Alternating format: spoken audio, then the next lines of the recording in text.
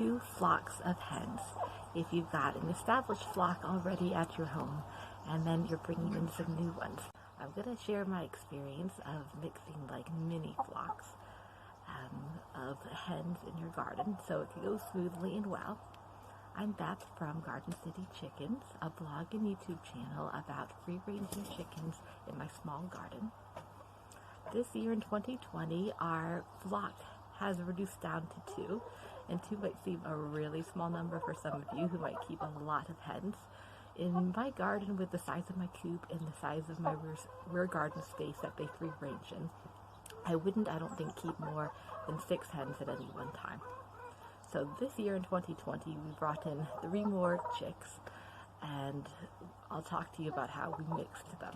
So initially we got the chicks at 4 weeks old, and we kept them inside for a bit until they were ready to come out. And I'll talk about that in another video as well, how we kept the chicks in a small space, in our small house, I should say. We had a big space and encroached on our space, made our space small.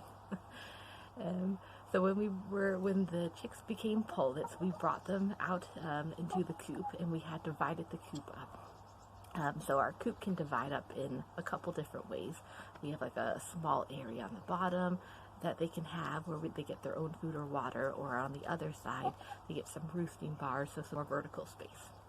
So initially when they were in the house, our older hens kind of knew there was something going on, like knew they were there, because they'd come to like our kitchen back door, and they could like hear the little cheep cheep cheeps, and they could smell them because they were in the front room, and visually they probably could see them too if they had come into the kitchen.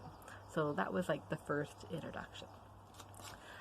And then like the official ones is when we brought them out, and we had them separated by the wire mesh so they could see each other, but they couldn't touch, and they were really excited. Everyone was. They're like, oh.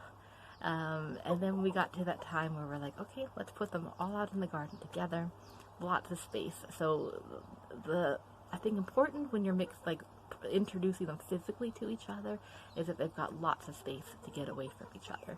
So if things aren't going well and one's feeling a bit scared or uncomfortable, there's tons of bushes and paths they can nip down and just take an emotional break and a physical break. We also like to throw down some scatter feed on the ground, because then they all come for the feed. So they're all interacting together positively, all feeding together. But they're not focused on each other, they're focused on the food.